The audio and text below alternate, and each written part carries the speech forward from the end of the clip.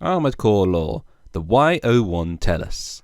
The Y01 Tellus is an energy-based next designed by Leon Mechanica and built before the National Dismantlement War, as shown by the links Kasumi Sumika being the 16th original who is said to have used this craft, although her sparse record leaves much of this link's past a mystery.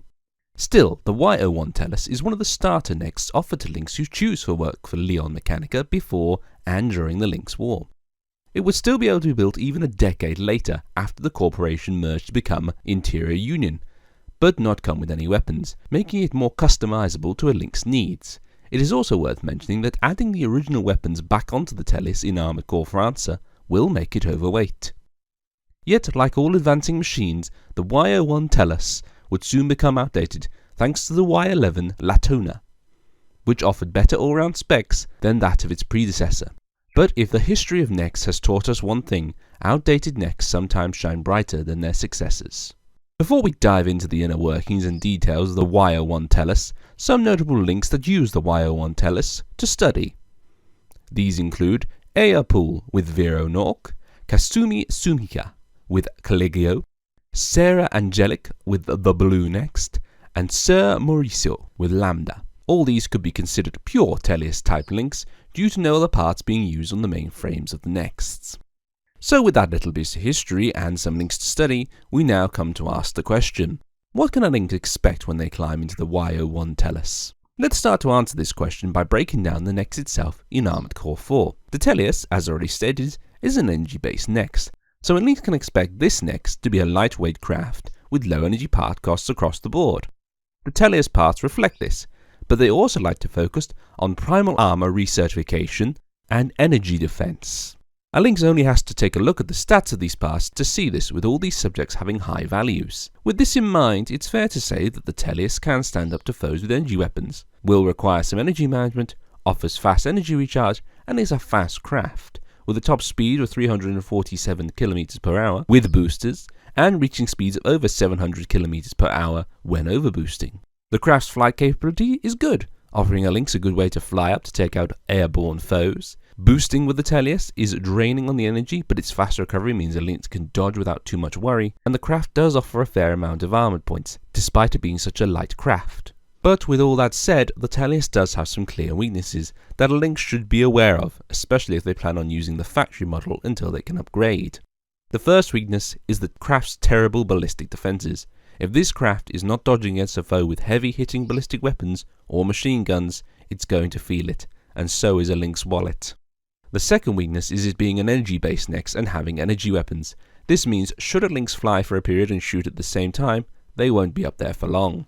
The Tellius really is best on the ground, where it can dodge, but even that must be done in moderation too, as boosting and firing too much can lead to the Nex being no better than a paperweight.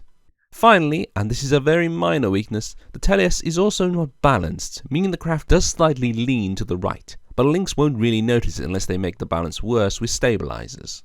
But this is just the frame of the Tellius. Next up is the weapons of the Tellius, and this Nex weapons are a mixed batch.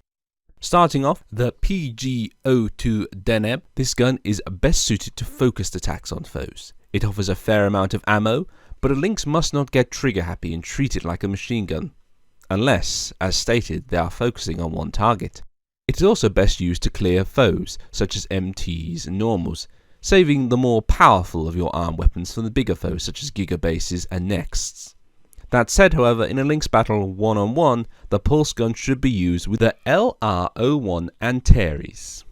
Call it the ultimate light show of death if you will, there's not many Lynx that can survive the combined might of this combo. This moves nicely into the next weapon offer, the LR01 Antares, the laser rifle that can take out Nex all on its own if they lack energy defense. This is a weapon a Lynx will be using to cause the real damage to their foes. Its primal armor piercing capabilities are great to get through Nex that pump their FRS memory into the area, and the attack power will be felt by any Next. Finally, we come on to the BM-03 Medusa, and well, I admit during testing I hardly use these missiles. In fact, I think it would be fair to say a Lynx will most likely use these missiles to clean up MTs and normals, which they do a good job of, as long as there aren't too many foes, as the missiles will go for the closest target, meaning the foe you lock onto may be not the one getting the missile if another one is closer. As I said, it's a mixed bag of choices, and how a Lynx uses them will depend on their situation and really if they want to. I admit through the testing of the Teleus, I did not use the Medusa, as most foes go down to the energy weapons, only really being forced to use it when my pulse gun ran out of ammo. In conclusion, the Y01 Teleus to me is a very good Nex to start with. It offers Lynx a lot of power to take down their foes, and the craft allows the Lynx to gain the experience needed to see if they want to focus on piloting energy crafts. But it can be improved, as can a lot of factory models of Next, but these improvements should be crafted around the Lynx piloting them and what they want to achieve. Here ends the report on the Next, known as the Y01 Teleus.